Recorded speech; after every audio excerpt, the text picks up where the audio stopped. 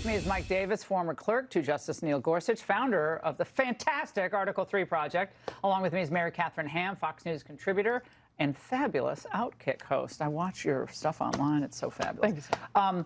So what do you make of this and how this has gone down? I mean, it's unusual for a deputy attorney general or any high-ranking official to fly down to a, another federal jurisdiction and interview a prisoner. But what's up here? Well, I think that is an important part of it, because the answer from the beginning could have been, she's under appeal. We're not sure what we can release. I think transparency by the American people, from the American people, is a reasonable request. But you have to jump through these hoops, because you know more than I do about what the law requires. But grand jury testimony and her information in those files are subject to certain rules while she's under appeal. So there's only certain things they can let go and not. And of course, the judge in Florida said this is grand jury material. This is the whole point of the grand jury. Yes. Not unsubstantiated allegations can't be just thrown out there in the public, because that destroys the whole process.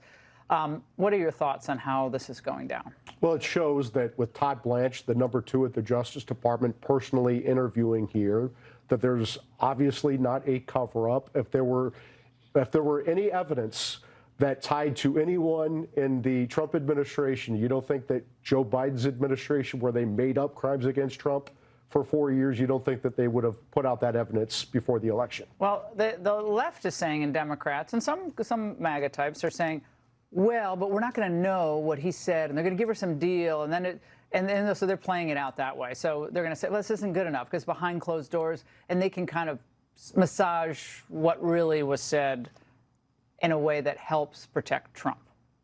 Well, this is the problem with all conspiracy theories, and it's also the problem with a bunch of our institutions having lied to us during the Biden years, Obama years, during COVID, is that people don't trust anything. But the problem with this one is that, yes, when we get incomplete information, people will just say that is part of the cover-up. And it's been a problem because it stunk from the beginning that he did get sweetheart deals. He did get what looked like special treatment, and there aren't other people who are implicated, who people are like, it seems pretty clear that there were other people involved with this. But it's risky for people who the allegations are against or who were associated with him, who may be innocent, that you can't just throw all that out there. Everybody. I mean, Jeffrey Epstein had hundreds and hundreds of friends. Presumably, they all didn't go down to the island and do the horrific things that he did with young women. But what's strange about this, Mike, is that the Democrats had a chance to release all the information that was legally allowed, or pursue this, as Mary Catherine said, with the judge. And even today, there was another vote. And the Democrats didn't vote to release the files in Congress. So what do they want here? What do they want? So disingenuous. They want a distraction. They want a distraction because they see this damning evidence coming out that President Obama led a bogus crossfire hurricane investigation against President Trump, his top aides, his allies, his supporters.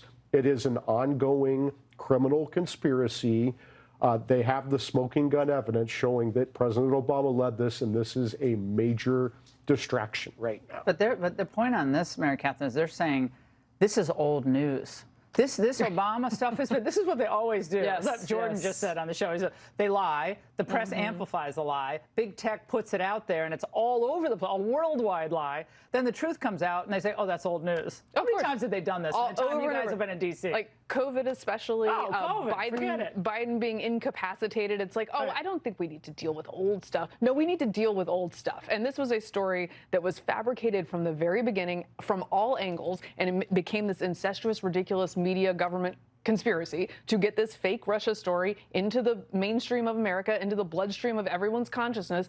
And it ruined many parts of his first term unfairly, and it smeared him unfairly, and it was just dirty from the very start. And now we have even more information about how gross it was. And Adam Schiff, of course, our favorite individual on Capitol Hill, he was central to all of this. He was the central purveyor of the lie on Capitol Hill.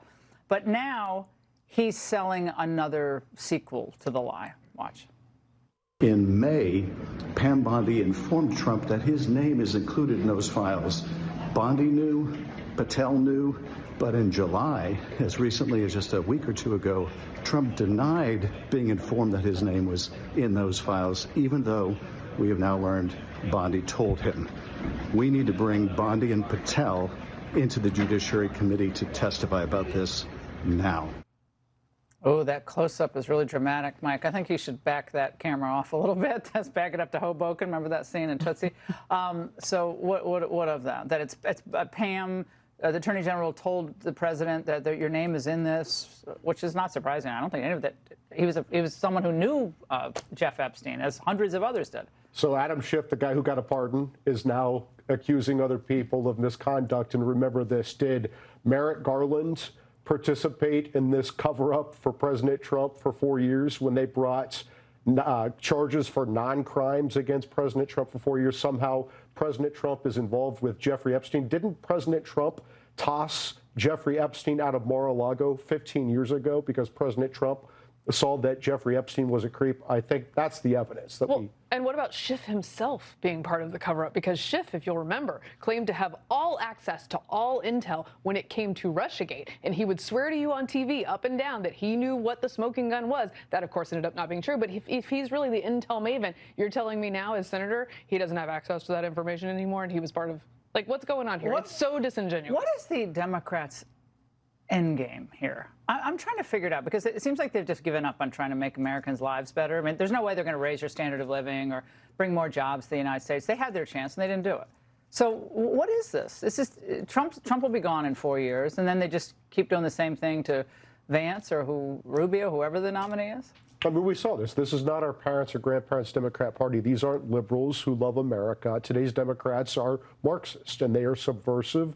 They're trying to destroy America. They tried to bring in 20 million people into our country, including the most dangerous terrorists in the world. This is not our parents' or grandparents' Democrat Party. Well, Mike and Mary Catherine, this is going to be interesting to watch. But remember, after this year, people are going to be focused on the midterms and then 2028. So this, I think you're right. The record has to be made clear, and transparency is very important. All right, that's it for us tonight. Make sure to follow me on social media.